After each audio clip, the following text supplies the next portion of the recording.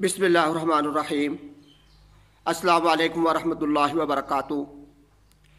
میرے بھائیوں اور دوستوں، حضور پاک علیہ السلام کی ختم نبوت پر ایمان لانا، یقین کرنا ہم سب مسلمانوں کا ایک بنیادی عقیدہ ہے۔ بہت سارے لوگوں نے دنیا کے اندر آ کر ہمارے اس عقیدے کو خراب کرنے کی کوشش کی ہے، لیکن اس کے بالمقابل مسلمانوں نے بھی حضور پاک علیہ السلام کے اس عقیدے کو اور حضور پاک علیہ السلام کی محبت کے اندر اس عقیدے کا ہر دور کے اندر دفاع کیا ہے۔ ہمارے دور کے اندر ایک مرتبہ یوں ہوا کہ مسلمانوں نے، حضرات علماء کرام نے حضور پاک علیہ السلام کے اس ختم نبوت والے عقیدے کو مسلمانوں کو بتانے کے لیے ایک جلسے کا اہتمام کیا۔ جب جلسے کی تیاری ہو گئی اور بالکل ایک دن اس جلسے کو باقی رہ گیا تو وہاں کی جو انتظامیہ تھی ان لوگوں نے منع کر دیا کہ تم یہاں پر جلسہ نہیں کر سکتے، پابندی ہے۔ اب وہ مسلمان بڑے پریشان بھی ہوئے کہ کیا کیا جائے۔ انہوں نے آپس میں مشورہ کیا اور مشورہ کرنے کے بعد ایک بات اللہ پاک نے ان کے ذہن کے اندر ڈالی۔ وہ انتظامیہ والوں کے پاس گئے اور انہوں نے جا کر کہا کہ ہم وہاں پر جلسہ نہیں کریں گے، ہم ڈرامہ کریں گے، ڈرامہ۔ اور ڈرامے کی ظاہر سی بات ہے، اجازت ہے، کوئی اس کو منع نہیں کرتا۔ انتظامیہ نے ڈرامہ کرنے کی اجازت دے دی، لیکن جلسہ کرنے کا ان کو منع کر دیا کہ تم جلسہ نہیں کر سکتے۔ دوسرا دن جب وہ جلسے والا دن آیا، مسلمانوں نے وہاں پر یوں کیا کہ جہاں پر سٹیج لگایا جاتا ہے، جہاں پر علماء کرام بیٹھتے ہیں، وہاں پر انہوں نے ایک بہت بڑا پردہ لگا دیا۔ مجمع آ کر بیٹھ گیا۔ انتظامیہ نے مجمع کے اندر جگہ جگہ مختلف جگہوں پر اپنے آدمی بٹھا دیے۔ جب وہ پروگرام شروع ہونے کا وقت ہوا تو پردے کے پیچھے سے کچھ آوازیں آنے لگیں۔ مجمع میں سے ایک آدمی اٹھا کھڑا ہوا، اس نے بلند آواز سے پوچھا کہ پردے کے پیچھے کون ہے، یہ کس کی آواز آ رہی ہے؟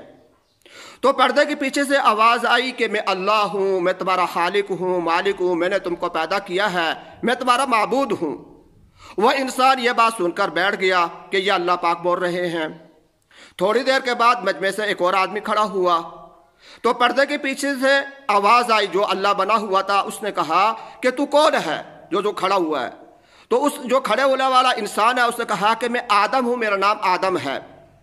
تو اللہ تبارک و تعالیٰ نے یعنی پردے کے پیچھے سے کہا کہ تو بیٹھ جا، میں نے تم کو نبی بنایا، تو نبی ہے، تو بیٹھ جا۔ وہ بیٹھ گیا۔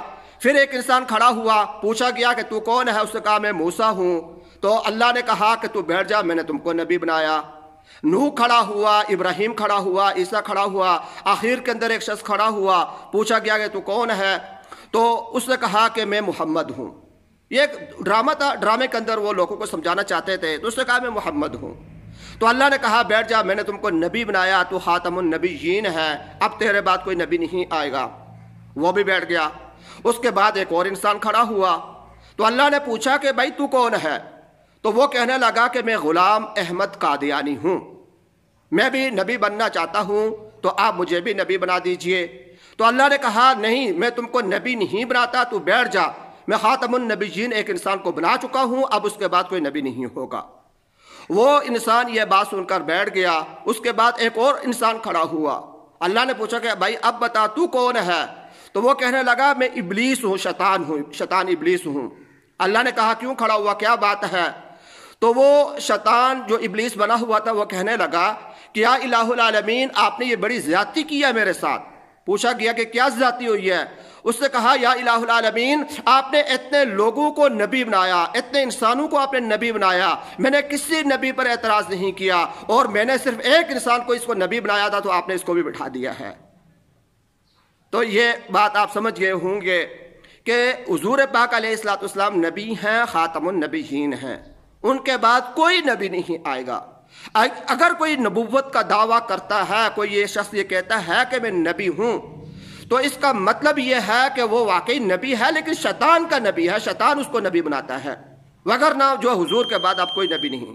صرف حضور علیہ السلام کے بعد قیامت تک اس امت کے اندر ایک نبی تشریف لے کر آئیں گے، وہ نبی بھی نبی بن کر نہیں آئیں گے بلکہ امتی بن کر آئیں گے، حضرت عیسیٰ علیہ السلام۔ وہ حضور علیہ السلام کی نبوت پر ایمان لائیں گے، حضور علیہ السلام کی طرح ان کی جو امت کے جو مسائل ہیں ان کے مطابق وہ نمازیں پڑھائیں گے، جو ہے دنیا کے اندر اسلام کا نفاذ فرمائیں گے، اور جب اللہ کا حکم ہوگا ان کا انتقال ہوگا تو ان کی قبر مبارک حضور علیہ السلام کی جو جگہ ہے، روضہ ہے، اس کے اندر ان کی قبر بھی بنائی جائے گی۔ تو میرے بھائیو اور دوستو، یہ ایک چھوٹا سا ڈرامے والی شکل میں نے آپ حضرات کے سامنے رکھی ہے تاکہ آپ کو یہ بات یقین کے ساتھ معلوم ہو جائے، آپ کے دل و دماغ کے اندر یہ بات پختہ ہو جائے کہ ہمارے نبی کے بعد کوئی نبی نہیں آئے گا، اسی پر ہمارا ایمان ہے، اسی پر ہمارا عقیدہ ہے، اور اسی عقیدے کے ساتھ ہم اس دنیا سے جانا چاہتے ہیں۔ وآخر دعوانا الحمد للہ رب العالمین۔